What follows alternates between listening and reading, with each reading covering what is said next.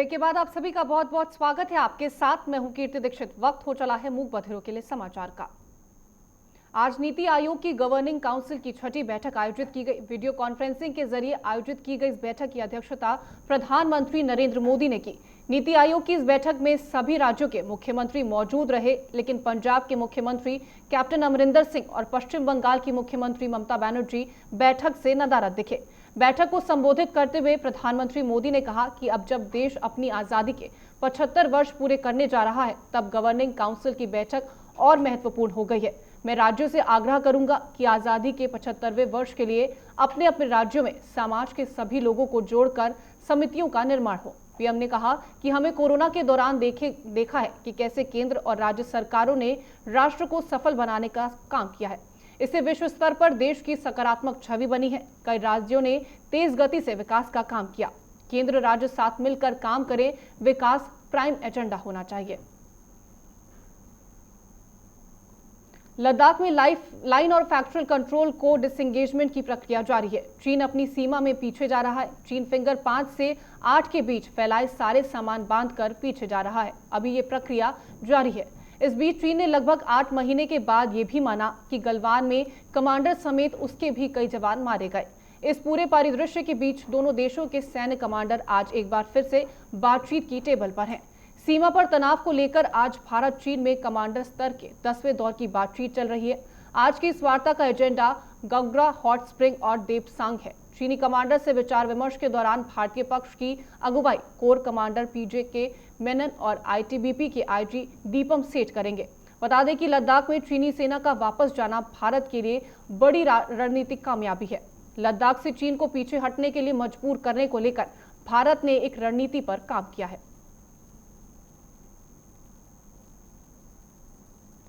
प्रधानमंत्री नरेंद्र मोदी अगले 2 सप्ताह में 5 चुनावी राज्यों का ताबड़तोड़ दौरा करेंगे और कई परियोजनाओं का उद्घाटन और शिलान्यास करेंगे। सबसे पहले पीएम मोदी 27 फरवरी को केरल जाएंगे। इसके बाद 28 फरवरी को पश्चिम बंगाल, फिर 1 मार्च को तमिलनाडु और 2 मार्च को असम का दौरा करेंगे। पीएम नरेंद्र मोदी 7 मार्च को कोलकाता के ब्रिगेड ग्राउंड में एक बड़ी जनसभा को संबोधित करेंगे। बीजेपी ने इस मेगा रैली का नाम दिया है, जिसमें लाखों लोगों को जुटाने का लक्ष्य है। इस दिन पश्चिम बंगाल के लिए निकाली जा रही बीजेपी की 5 परिवर्तन यात्राओं का समापन होगा। संभावना है कि चुनाव आयोग मार्च के पहले सप्ताह में 5 राज्यों के चुनावों की तारीख की घोषणा करेगा। वहीं 22 फरवरी को प्रधानमंत्री नरेंद्र मोदी हुगली के डनलप मैदान में एक सार्वजनिक रैली को संबोधित करेंगे। इसके साथ ही वह दक्षिणेश्वर मेट्रो स्टेशन का उद्घाटन करेंगे। पीएम मोदी की रैली के 2 दिन बाद इसी मैदान पर सीएम ममता बनर्जी भी रैली करेंगी, जिसमें वो अपनी ताकत का प्रदर्शन करेंगी। देश में कोविड टीकाकरण के बीच दर्ज की गई गिरावट। अब एक बार फिर से कोरोना के मामलों में बढ़ोतरी देखी जा रही है। कोरोना के नए मरीजों की संख्या बढ़ने के सरकार समेत आम लोगों की चिंता बढ़ गई है। देश में वैश्विक महामारी कोरोना वायरस के नए मामलों और सक्रिय मामलों में लगातार बढ़ोतरी देखने को मिली। स्वास्थ्य मंत्रालय की ओर से शनिवार को जारी ताजा आंकड़ों के मुताबिक बीते 24 घंटे में कोरोना वायरस से संक्रमण के 13,993 नए मामले दर्ज किए गए। इसी के साथ देश में संक्रमण के कुल मामलों की संख्या बढ़कर 1,09,77,347 हो गई है। वहीं पिछले 24 घंटे में कोरोना की वजह से 101 मरीजों की मौत हो गई। इसके चलते देश में कोरोना से जान गंवाने वालों की कुल संख्या 1,56,212 हो गई है। स्वास्थ्य मंत्रालय के ताजा आंकड़ों के अनुसार पिछले 24 घंटे में 10,307 कोरोना मरीज स्वस्थ हो गए। मौसम इस समय लगातार उतार चढ़ाव देखने को मिल रहा है। उत्तर भारत के कुछ हिस्सों में हल्की बूंदाबांदी से मौसम खुशनुमा हुआ, तो वहीं देश के कई इलाकों में पारा बढ़ने लगा है। मौसम विभाग ने उत्तराखंड के कुछ इलाकों में बारिश के साथ हल्की बर्फबारी का पूर्वानुमान लगाया है। वहीं हिमाचल प्रदेश, जम्मू कश्मीर के ऊपरी इलाकों में भी मौसम विभाग ने बर्फबारी की संभावना जताई है। इस दौरान कश्मीर में हल्की से मध्यम बारिश या बर्फबारी भी हो सकती है। मौसम विभाग के अनुसार 21 से 25 फरवरी तक पहाड़ी इलाकों में मौसम खराब रहेगा। 23 फरवरी तक शिमला, सोलान, सिरमौर, मंडी, कुल्लू और चंबा में आंधी और बारिश के साथ मौसम का येलो अलर्ट भी जारी किया गया है।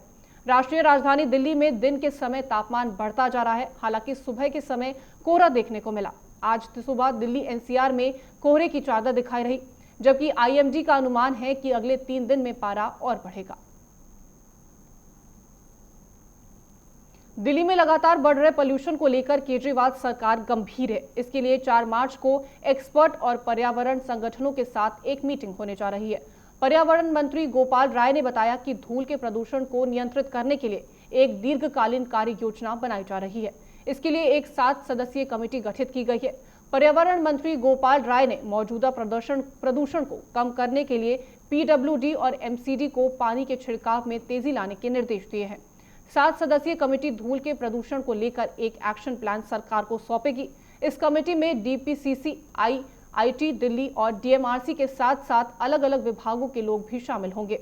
इसके अलावा दिल्ली सरकार ग्रीन वॉर रूम में आ रही है। प्रदूषण की शिकायतों को समय रहते ही हल करने में लापरवाही बरतने वाले अधिकारियों के खिलाफ अब सीधे तौर पर कार्रवाई करने की तैयारी कर रही है। तो फिलहाल के लिए इस बुलेटिन में इतना ही। देश और दुनिया की तमाम खबरों के लिए आप बने रहे हमारे साथ। नमस्कार।